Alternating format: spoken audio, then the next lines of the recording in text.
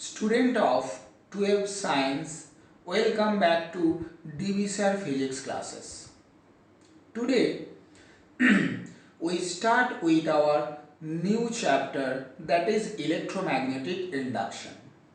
To know about the concept of electromagnetic induction, first we have to know about magnetic flux. So, what is magnetic flux? See the definition. Magnetic flux through any surface placed in a magnetic field is the total number of magnetic lines of force crossing this surface normally. Means to determine the magnetic flux for a surface, you have to find the number of magnetic field lines passes through that surface normally. This is the physical definition of magnetic flux for a surface. But how can you measure the magnitude of magnetic flux linking with a surface? To know about the magnitude of the flux linking with a surface, you have to take the product of component of the magnetic field normal to the surface and the surface area. By this product, we can determine the magnitude of the magnetic flux linking with a surface. We have to calculate the magnetic flux for two different types of surface. Number 1 for plane surface and number 2 for curved surface. Now see the board very carefully. Figure 1 and 2 represent the calculation of magnetic flux for plane surface and figure 3 represent the calculation of flux for curved surface. See the situation 1. This is the plane surface. N cap represent the area vector of this plane surface.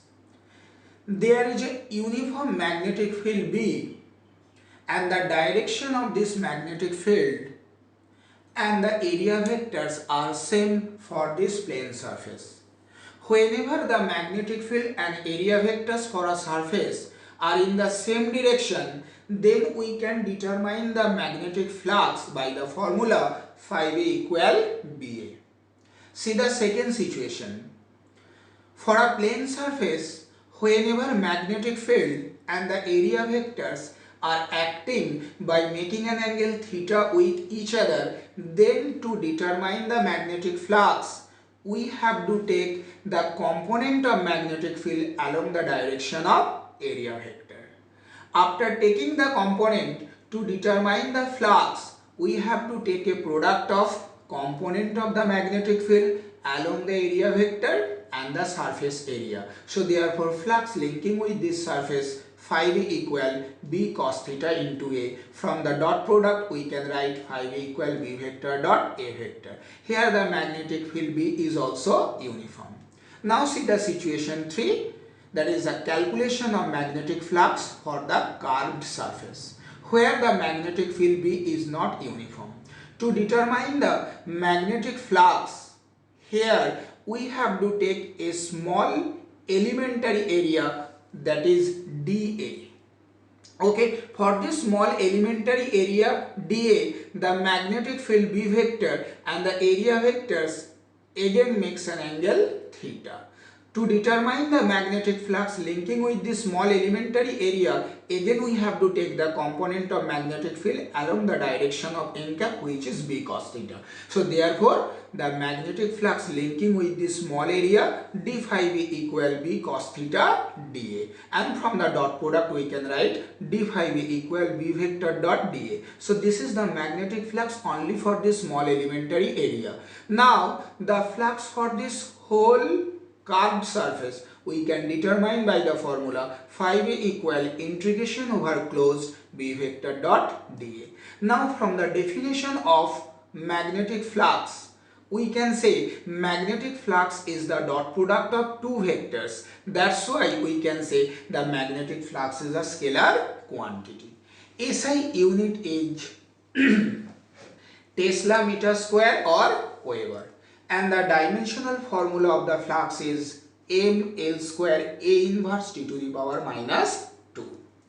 Now you have to know for a surface when the flux is positive and when the magnetic flux is negative. For a surface, whenever magnetic field and the area vector are in the same direction, means theta equal 0 degree, then cos 0 degree 1, therefore the magnetic flux linking with that surface is positive. Whenever for a surface the magnetic field and the area vectors are in the opposite direction, means the angle between them is 180 degree, then cos 180 degree is minus 1, so therefore magnetic flux linking with the surface is negative. So after knowing these different types of magnetic flux, now we can define the concept of electromagnetic induction. So what is electromagnetic induction? The phenomenon of production of induced EMF or current due to change of magnetic flux linked with a closed circuit is called electromagnetic induction. Means whenever in a closed circuit there will be a change of magnetic flux takes place, then in that closed circuit an induced EMF or current will produce, which is known as electromagnetic induction. This was first observed by the scientist Faraday. To prove the phenomenon of electromagnetic induction, Faraday do an experiment, and during the experiment Faraday makes a simple arrangement. See the arrangement. Faraday for experiment take a coil C which having some turns of insulated copper wire. G is a sensitive galvanometer, Ns is the bar magnet. During the experiment, Faraday observed certain things. The observations are: number 1, whenever coil and bar magnet both are at the rest position, then Faraday observed that the deflection of the galvanometer is 0. Secondly, whenever north pole of the bar magnet moving towards the coil with a velocity v, then Faraday observed that the galvanometer gives the deflection toward right. Thirdly, if again the bar magnet comes at the rest position, then again Faraday observed that the deflection of the galvanometer is 0. So from this we can say whenever the bar magnet is in motion, then only the galvanometer gives the deflections.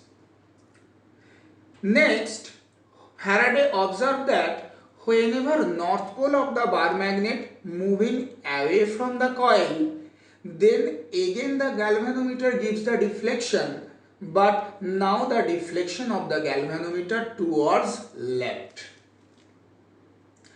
Instead of north pole, if the south pole of the bar magnet moving towards the coil or away from the coil, then also the galvanometer gives the deflection, but the deflection of the galvanometer totally reversed for the deflection due to north pole whenever moving towards or away from the coil.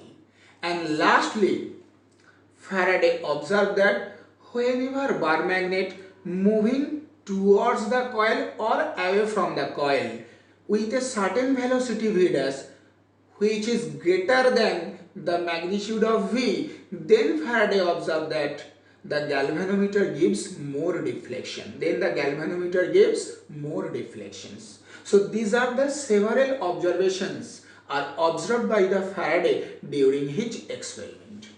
Depending on this observation, Faraday gives us certain conclusions. Conclusion number 1. Galvanometer shows deflection only when there is a relative motion between the coil and bar magnet. Means whenever there is a relative motion between the coil and bar magnet, only then some induced current is generated in the coil, for which the galvanometer gives deflections. Second conclusions. Deflection of the galvanometer becomes reversed whenever the direction of relative speed between the coil and bar magnet becomes reversed. And thirdly, the deflection of the galvanometer increases whenever relative speed between the coil and bar magnet increases. Depending on this conclusion, Faraday gives certain explanation. Number one explanation.